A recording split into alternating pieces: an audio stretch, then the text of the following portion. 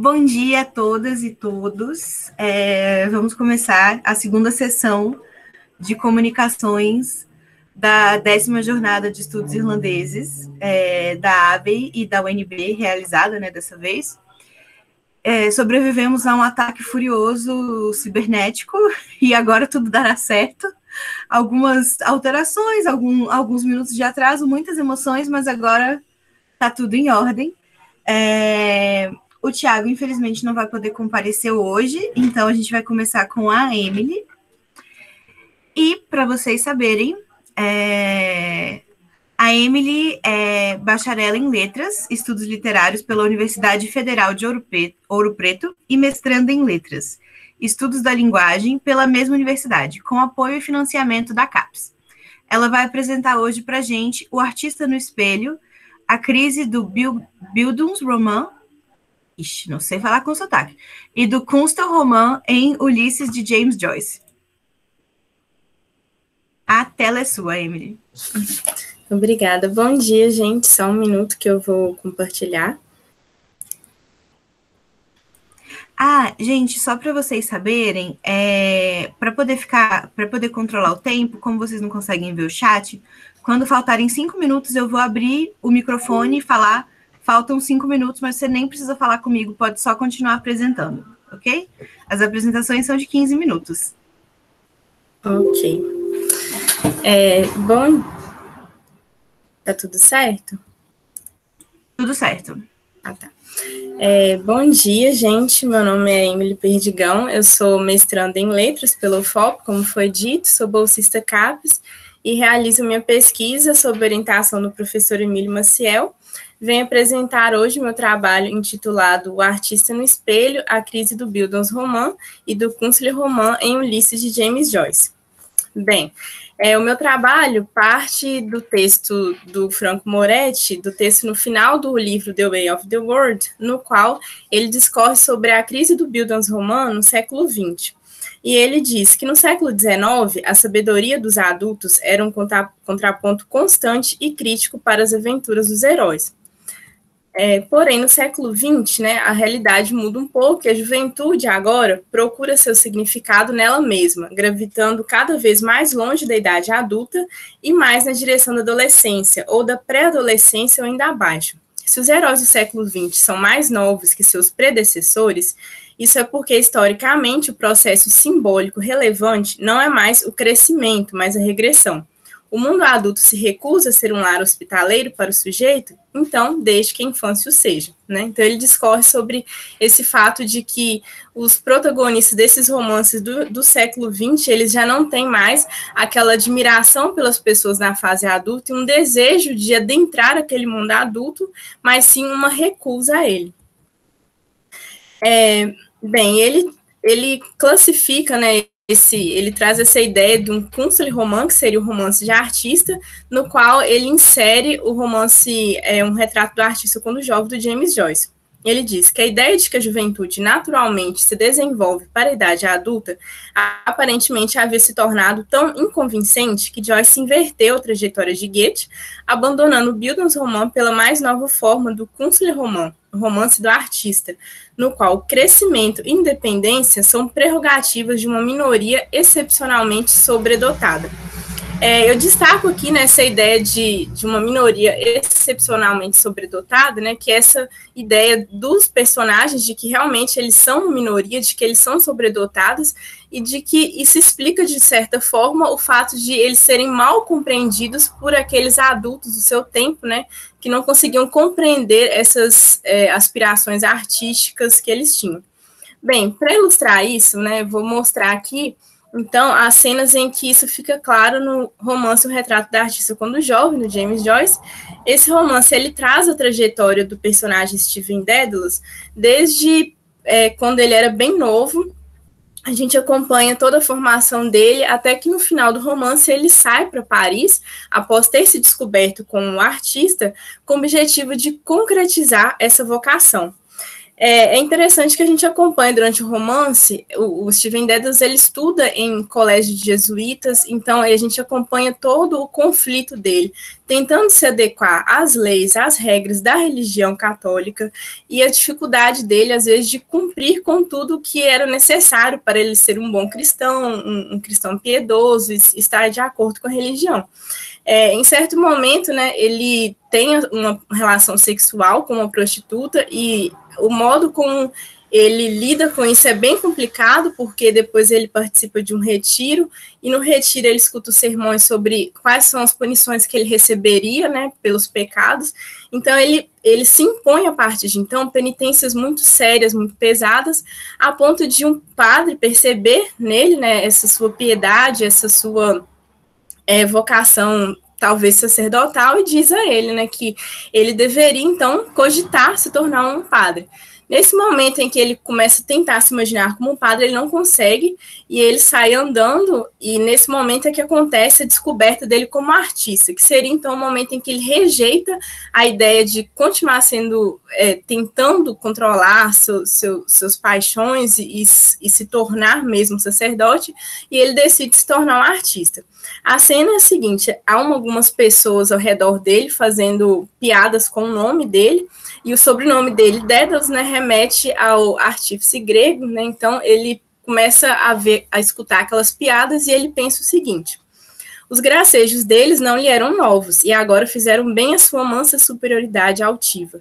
Agora, mais do que nunca, seu estranho nome lhe parecia profético. Homem aquilino que voava rumo ao sol sobre o mar, profecia dos fins que tinha nascido para servir e que vinha seguindo pelas névoas da infância e meninice, símbolo do artista forjando novamente em sua oficina com a água parada da terra um novo ser alcandorado, impalpável, imperecível?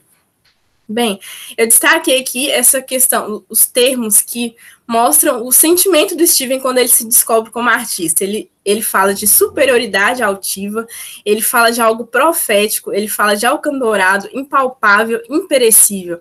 A gente percebe que aqui parece que ele está fazendo uma descrição de um ser divino, né?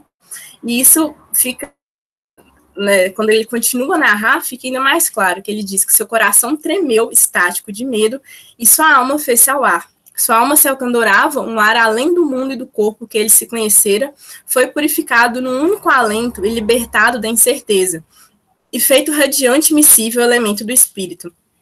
Então, aqui a gente percebe que ele recusa aquela ideia de ser um sacerdote, mas ele recusa também a ideia de ser um humano, e que a descoberta dele como artista é como ele se assumir como algo divino, né? Alguém que consegue ser miscível ao elemento do espírito, alguém que, como ele disse, né, tem uma superioridade, é impalpável, imperecível. Então, no momento em que ele se recusa a ser um sacerdote, a ideia é que ele se recusa a ser um servo de Deus, como se ele sentisse que, se tornando artista, ele não tem mais que ter aquela luta com o corpo contra o pecado, porque ele se torna um espírito miscível, ele se torna uma espécie de divindade. Isso se confirma quando, após essa cena, adiante no romance, tem um momento em que ele diz, o Steven diz: eu tentei amar a Deus, disse finalmente.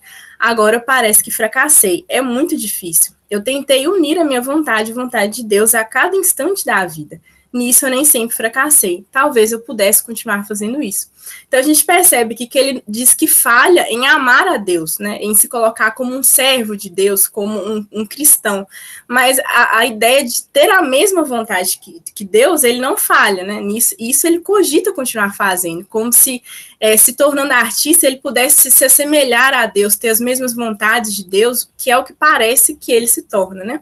E aí, nessa segunda parte do romance, em certo momento, ele chega a dizer que o artista é uma espécie de Deus. Então, a descoberta dele como artista seria uma descoberta de que ele seria uma espécie de divindade. Sobre essa descoberta do Steven como artista, o Franco Moretti diz que revela que a juventude de Steven sempre teve uma meta secreta, o descobrimento de uma alma de artista, a qual foi finalmente alcançada. Não se poderia esperar por um desfecho melhor para o ambicioso Künstler Roman de Joyce. Bem, o que eu chamo a atenção aqui é essa ideia, né, que o Franco Moretti traz como um retrato da artista sendo um desfecho desse Künstler Roman. E ele diz adiante o Franco Moretti que, longe de preparar Ulisses, Portrait o atrasa, e para inventar Bloom, Joyce teve que esquecer seu country romance e retraçar seus passos em um caminho de regresso à bifurcação inicial perto de Eccles Street. E aí, neste trabalho, né, a minha defesa é justamente de que esse country romance, que se encerra, né, esse desfecho do country romance num retrato, ele não torna o Steven um artista pronto para para concretizar as suas vocações, para realmente se tornar um artista. Ele se reconhece, mas essa ideia do artista como Deus impossibilita que ele realmente se torne um artista, que ele produza suas obras de arte. E isso vai ficar evidente no início do Ulisses, quando, passado algum tempo, a gente reencontra o Steven, só que dessa vez em Dublin, né? No final do retrato, ele tinha partido para Paris para concretizar as suas vocações artísticas, mas no Ulisses, tempos depois, ele está de volta a Dublin, na Irlanda, e ele não concretizou nada. E eu destaco, nesse início de Ulisses, uma cena em que, diante do espelho, Steven tem um estranhamento. A cena é a seguinte: Steven se inclinou e examinou o espelho que lhe era oferecido, trincado por um talho torto, cabelo em pé. Como ele e outros me veem? Quem escolheu esse rosto para mim? Então a gente percebe assim que o Steven havia se descoberto como um artista, uma espécie de divindade no romance anterior, e agora no Ulisses, quando ele está de volta à mesma terra da qual ele havia partido, quando ele não se concretizou como artista e ele se vê no espelho como um ser humano comum, como um adulto comum, ele se estranha.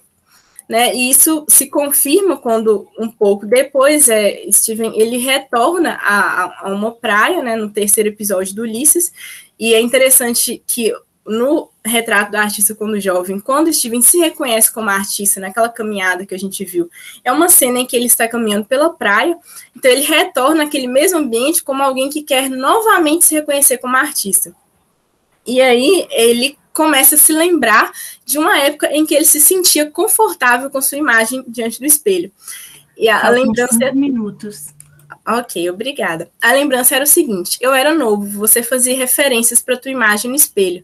Um passo à frente para aplaudir, compenetrado, rosto marcante. Livros que você ia escrever como títulos. Lembra das suas epifanias em folhas ovais verdes, profundamente profundas, cópias a serem enviadas, caso você morresse, a todas as grandes bibliotecas do mundo, inclusive Alexandria? Então a gente percebe que ele se lembra de quando ele se sentia confortável diante do espelho, que era quando ele era uma promessa de se tornar um artista, né? Quando ele achava que ele seria... Ele tá travando um pouco a sua comunicação ou foi só aqui? Talvez se você puder repetir um pouquinho o que eu falei depois dos 5 minutos. Ah, tá. Obrigada. Então, ele sente saudade de quando ele se sentia confortável com sua imagem diante do espelho, que era quando eles era uma promessa de se tornar um grande artista, né?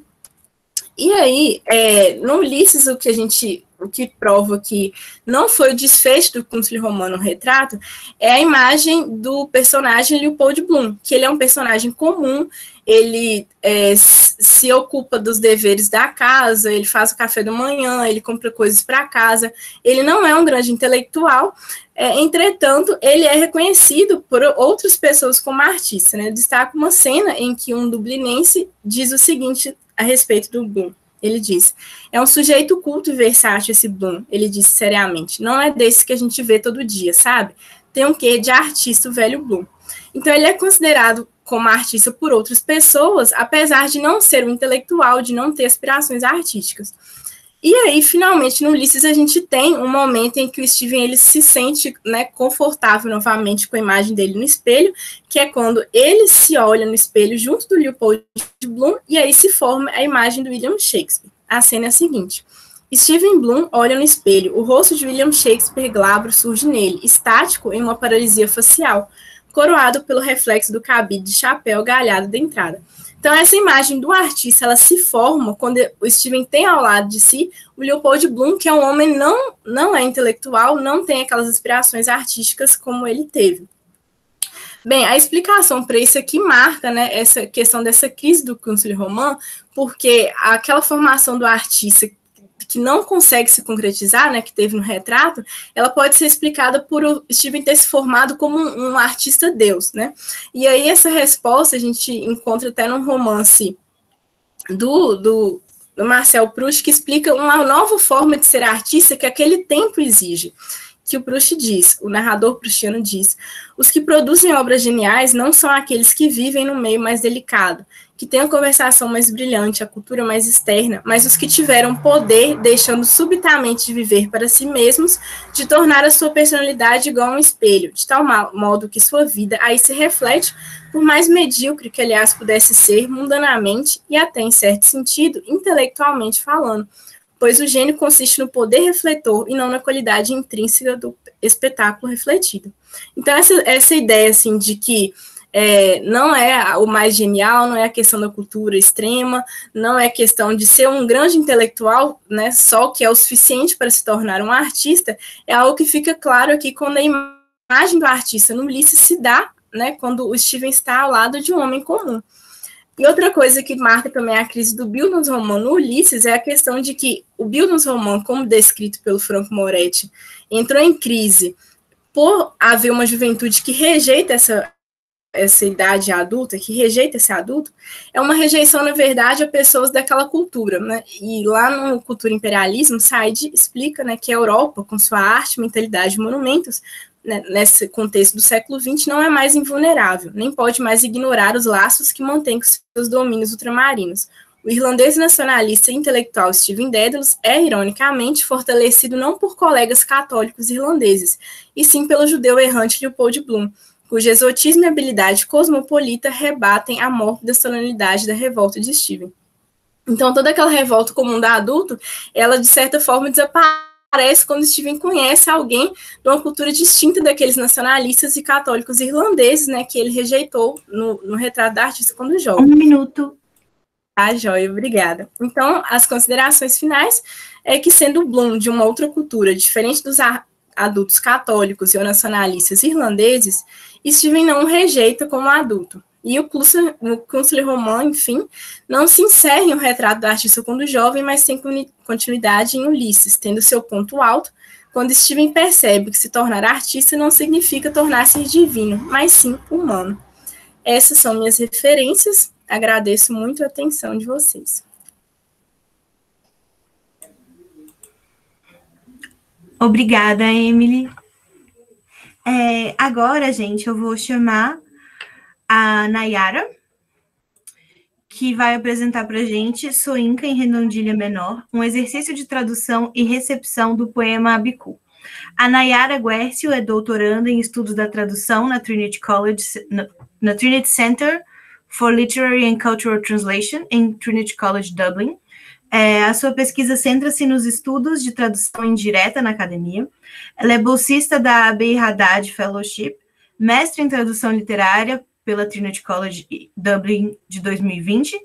Ela ganhou a Abiy Haddad Fellowship de 2019 a 2020, mestre em comunicação na linha Comunicação e Sociedade, com foco em imagem, som e escrita pela Universidade de Brasília, graduada em Comunicação Social, habilitada em Audiovisual pela Universidade de Brasília. E, por favor, Nayara, pode começar. Obrigada, pessoal. São 10 minutos, certo? 15. 15, então tá bom. Vocês estão vendo aqui direitinho, isso. Então, em primeiro lugar, é um prazer estar aqui, um prazer imenso fazer parte, ser bolsista da Abiy Haddad Fellowship, ter sido também, e esse evento, sim, é sensacional. Eu espero participar todos os anos, espero que tenha todos os anos. Muito obrigada, gente. Bem, eu vou falar sobre Soinka em Redondilha Maior, um exercício de tradução e recepção do poema Abiku. Primeiro, o objetivo do meu trabalho é demonstrar os resultados de um exercício de tradução e recepção do poema Abiku de Ole Soyinka, escrito originalmente em inglês para o português brasileiro. Essa pesquisa foi realizada, né, como parte do meu portfólio de tradução lá em Trinity em 2020.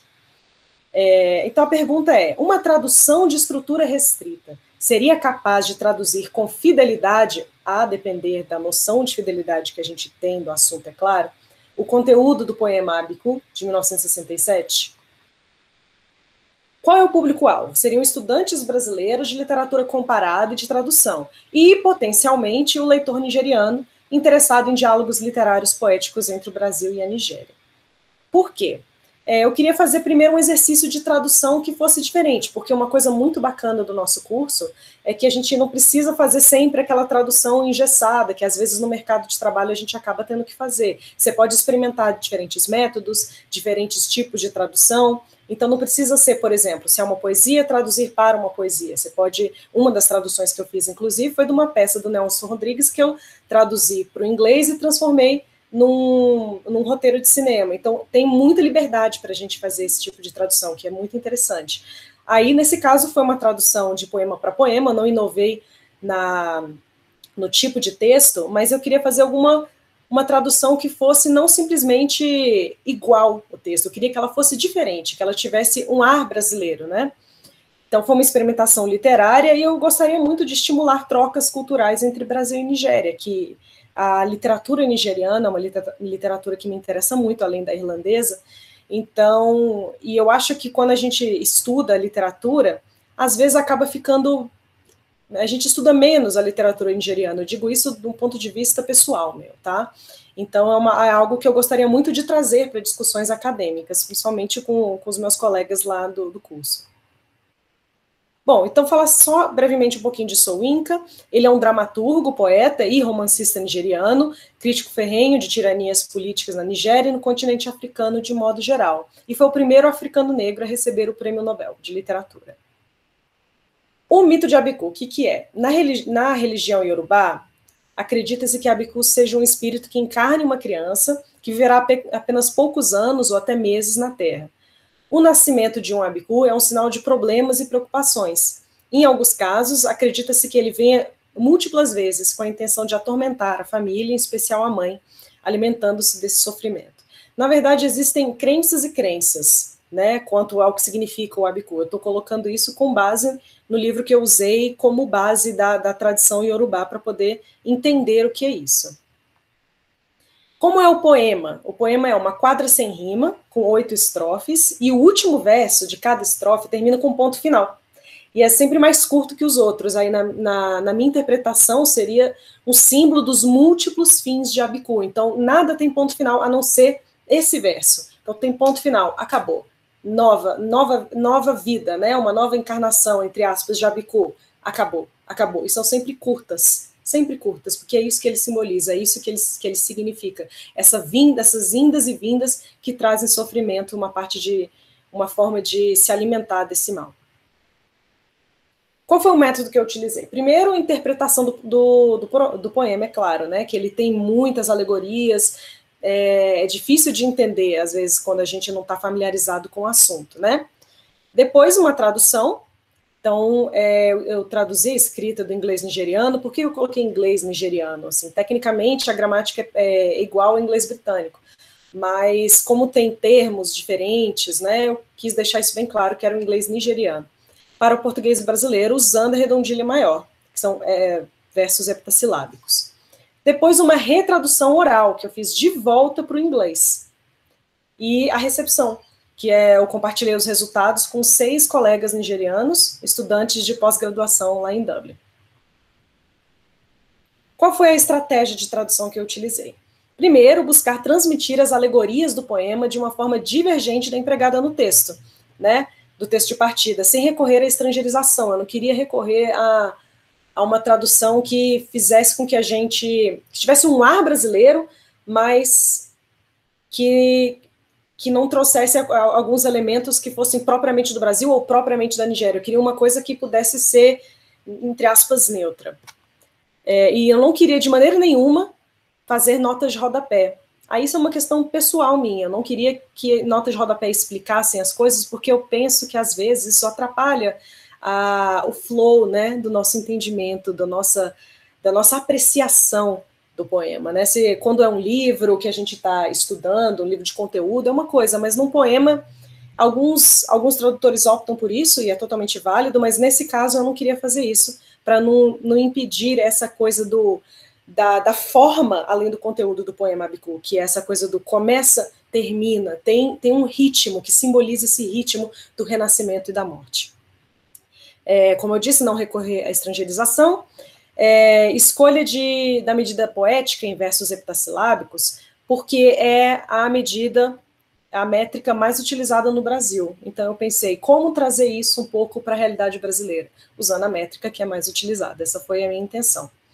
E para interpretar o poema, eu usei esse livro, A Study in West African Literature, de Adrian Roscoe, que fala bem bonitinho, explica bem bonitinho o que é a tradição iorubá, o que tem no poema, o próprio Soyinka, então foi muito, muito válido para mim. Essa é a tradução, então acho que não vamos ter tempo, né? Eu vou só deixar aqui para vocês verem, por exemplo, então, linha 1 em inglês, como eu coloquei em português, etc. Vou ler só esse pedacinho aqui para vocês entenderem mais ou menos. Queime minha carcaça, ferro quente, marque-me, note-me em seu seio quando o Abiku voltar. Ponto. Sou o dente rachado, o enigma, lembre-se, enterre-me bem fundo na terra da árvore. Aqui, o final do poema. Bom, aí vem o passo da análise crítica. Primeiro, eu percebi que o aspecto linguístico do texto prevaleceu sobre o aspecto cultural, isso sem mostrar para os nigerianos que conhecem Ole Soyinka e também o poema. Eu sozinha prestei atenção nisso, que já era algo de se esperar, né? Mas quando você percebe, porque muitas vezes quando a gente faz pesquisa, né, a gente espera X e encontra Y. Nesse caso, acabou se confirmando que o aspecto linguístico prevaleceu ao aspecto cultural, não teve uma transmissão muito grande do que tem por trás das alegorias do poema Abiku, né? E por conta das restrições, algumas generalizações foram feitas, como queime minha carcaça, né? Que no original, no texto de partida, perdão, seria so when the snail is burnt in his shell. Então, eu tive que recorrer à interpretação do livro para entender o que significaria isso, e algumas das imagens desse snail, shell, isso se perdeu. Tive que colocar para manter na métrica heptassilábica, queime minha carcaça. Diz o que tem que dizer, mas perde um pouco da visualização desse momento, do que ele está querendo passar no poema, né? E o aspecto linguístico, aí eu falei a mesma coisa, mas só que tem um exemplo aqui de palm oil, óleo de palma, o dendê, viraram apenas oil. Né? Então, eu não pude ser tão específica quanto eu gostaria, por conta das restrições.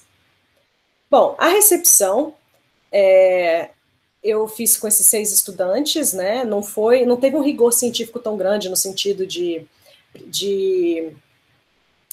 não conhecê-los, eu já conhecia, então eu trouxe essa ideia para eles, eles aceitaram e nós fizemos essa pesquisa. Então, em primeiro lugar, homem 1, ele disse que não houve perda nenhuma de conteúdo, de novo, perdão, eu traduzi a minha tradução de volta para o inglês, mas aí sem pensar no texto de partida, no original. Eu pensei, o texto de partida nesse momento foi a minha tradução.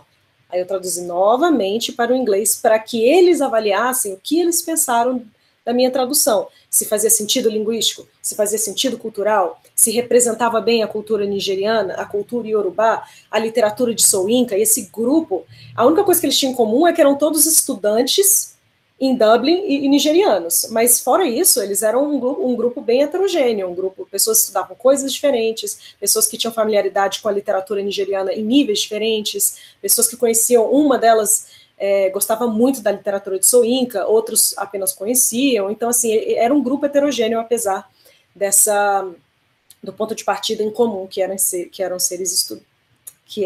serem estudantes em Dublin nigerianos. Bom, o homem 1, voltando aqui, perdão, disse que não houve perda nenhuma no conteúdo, apesar das restrições. Para ele, assim, tá tranquilo, mas ele não tinha uma opinião sobre o aproveitamento da leitura.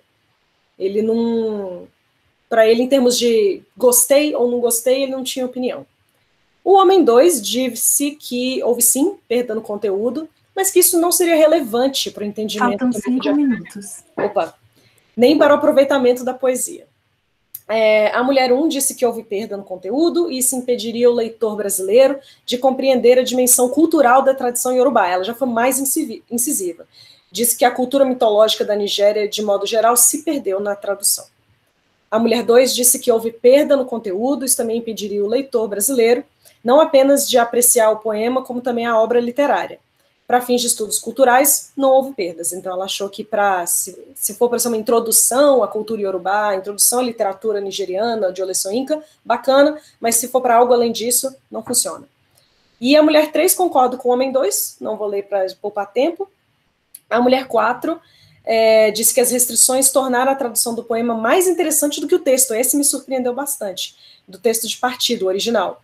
E o conteúdo específico se perdeu, mas não o entendimento do mito de Abiku. Essa realmente foi algo que é raro a gente que trabalha com tradução escutar isso. Nossa, achei que foi mais interessante. Eu fiquei assim, engraçado, né, a opinião dela. Enquanto tem pessoas que acharam que, não, pelo amor de Deus, foi completamente, tirou completamente o foco, outras, não, gostei, achei que ficou até mais legal. Bom, conclusões, né, 5/6 dos entrevistados acreditam que há sim perda no conteúdo, 2/6 acreditam que as perdas no conteúdo dificultam a apreciação da obra, 1/6 crê que as perdas impedem o leitor de ter clareza do conteúdo cultural do poema. Então, assim, não é mais fácil traduzir um poema em que a estratégia formal prevaleça conteudista, porque às vezes a gente pensa, quando há restrições é mais fácil, porque eu não tenho para onde viajar, eu não tenho o que inventar. Mas acabou que eu achei que manter uma forma restrita foi muito mais difícil. O intercâmbio cultural literário que uma tradução permite ultrapassa a chamada busca por fidelidade dos detalhes. Então, é possível, sim, ter um intercâmbio cultural interessante entre Brasil e Nigéria, de uma forma que ultrapassa essa necessidade que às vezes a gente tem como tradutores ou leitores por fidelidade de detalhes. E, por fim, uma tradução de estrutura restrita é capaz de traduzir o conteúdo do poema Abiku, de Soyinka, mas manter a tal fidelidade ao texto de partida, a depender, novamente, eu digo, do entendimento que se tem do termo, não seria provável. Isso aqui é só uma fala do Soyinka que eu acho muito bonita para encerrar a apresentação. Não tomem as sombras demasiado a sério, realidade é nossa única segurança, continue a rejeitar a ilusão. E muito obrigada, pessoal, foi um prazer estar aqui com vocês.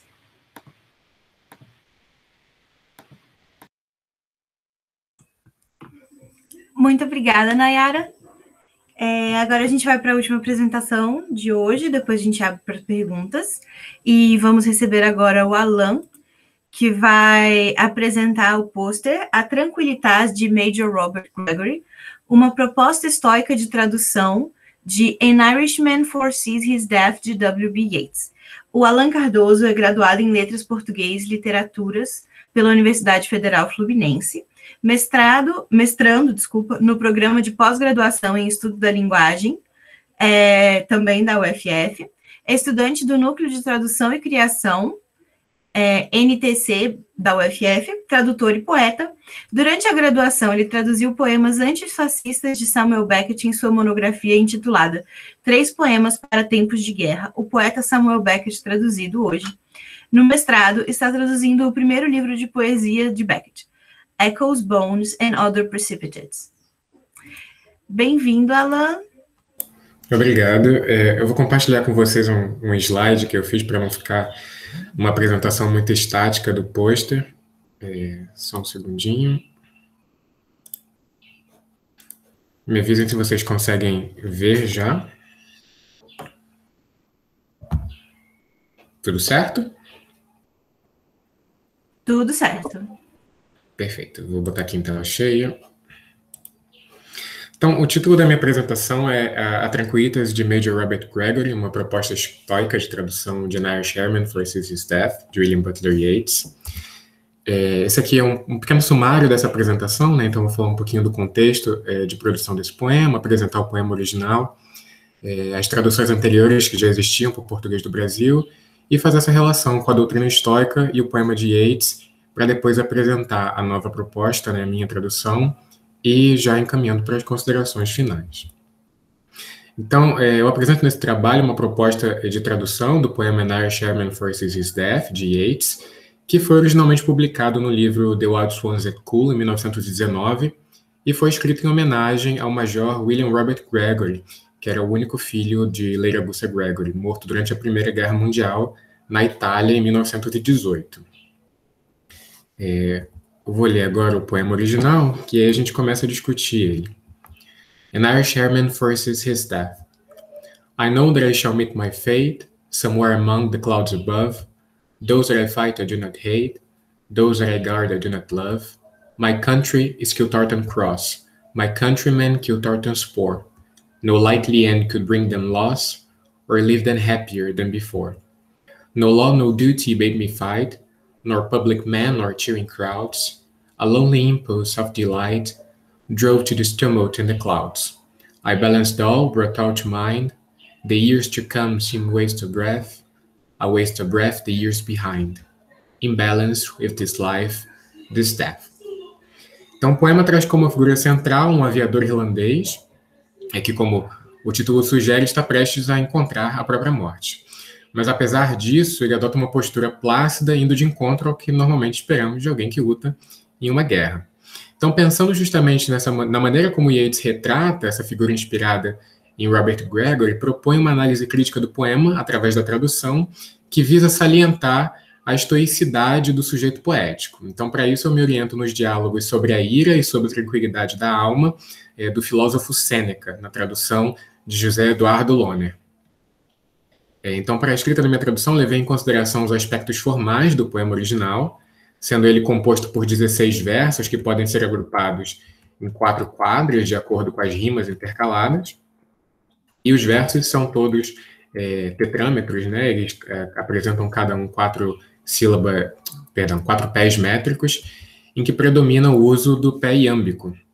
Então, o primeiro verso da última quadra, Balanced all, brought all to mind, traz ao nível do conteúdo algo também expresso no nível da forma, né? Em se tratando de um poema sobre uma aeronave, cujo bom funcionamento depende do equilíbrio, o poema é estruturado de maneira a ser inteiramente equilibrado.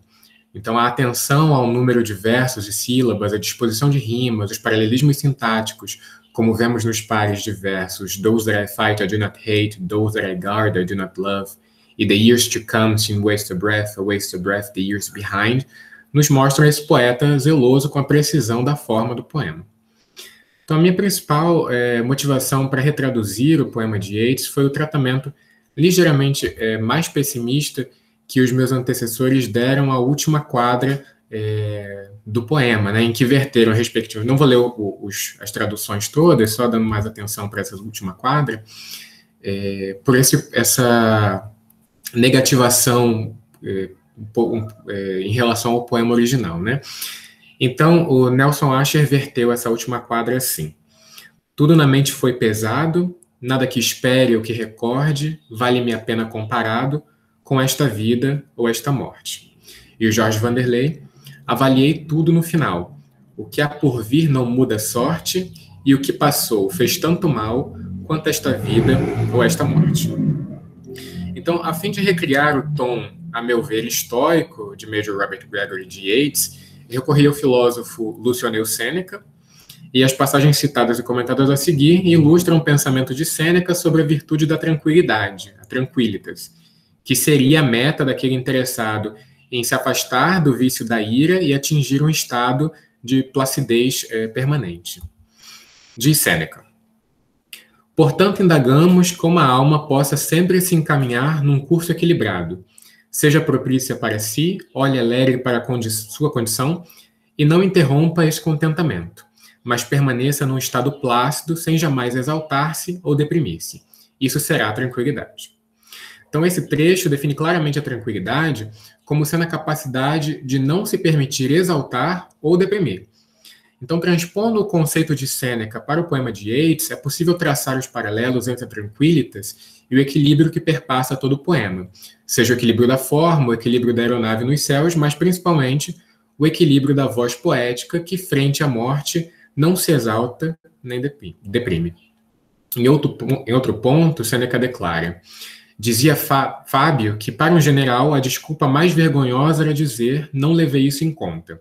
Eu acho que é a mais vergonhosa para um homem. Leva em conta e espera tudo. Mesmo nas boas índoles existirá algo de mais rude. Então, de fato, o Major Robert Gregory de Yeats leva tudo em conta. O título do poema já nos denuncia que o aviador previu a morte. No entanto, mesmo em se tratando de Yeats, tal previsão tem nada de mística. Ela é fruto, porém, da alma tranquila que, antecipando tudo, não se frustra ou é surpreendida. Sêneca prossegue: a alma elevada, sempre calma e assentada numa estância tranquila, retendo abaixo de si tudo que leva a contrair ira, é comedida, venerável e equilibrada. Então, mais uma vez, a alma tranquila é descrita como equilibrada, e é tentador indagar se Yeats estava ciente dos paralelos entre seu poema e a doutrina estoica, como descrita por Sêneca. O próprio poeta via em Major Robert Gregory uma figura heróica idealizada, como se Robert Gregory parecesse um modelo de perfeição humana, uma personificação da juventude e do talento, da imensidão do ser. Aqui cito Daniel Albright.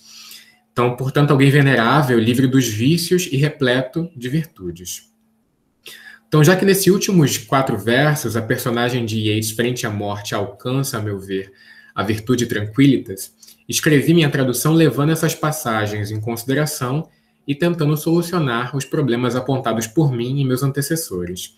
Como tal estoicidade não estava presente nas traduções anteriores, que interpretavam o encontro com a morte de maneira um tanto negativa, propus uma tradução que desse conta de reproduzir os aspectos formais já bem trabalhados por Asher e Vanderlei, mas que buscasse também relacionar o poema de Yeats à doutrina de Sêneca. Então, como diz o filósofo latino, a natureza terá reclamado o que anteriormente nos creditou, e lhe diremos: recebe uma alma melhor do que a que deste. Não busco escapatória, nem me recuso. Coloco voluntariamente à tua disposição o que minha inconsciência me deste, toma-o. Assim, sabemos que a morte do aviador é inevitável, mas não se trata de um evento iracundo ou melancólico, pois a alma que retorna à natureza, tocada pela virtude, é melhor do que aquela inicialmente cedida. E Yeats, através de William Robert Gregory, ensaia um processo de enobrecimento do mundo, no qual o aviador morto funciona como um lustrum, uma oferenda pelos pecados de todo o povo, ou ainda como um sacrifício derradeiro do Cordeiro de Deus. Robert Gregory apresenta no poema a alma mais elevada, um protótipo de ser humano, um herói ou um salvador. Então, leio, portanto, o resultado dessa análise, a minha tradução. Um aviador irlandês prevê sua morte. Sei que meu destino é absoluto, em cima das nuvens que vejo. Não odeio aqueles que luto, também não amo quem protejo. Minha pátria que o Thornton Cross. Seus pobres, meus compatriotas. Nem mais contentes, nem mais sóis, essas conquistas são remotas. Não luto por obrigação, nem luto por medalha alguma, mas só pela satisfação de pilotar por sobre a bruma. Enfim, pus tudo na balança. Não é azar, tampouco sorte. Se no ar algo me alcança, aceito a vida, aceito a morte. Então, essas são minhas referências. Obrigado a todos pela atenção.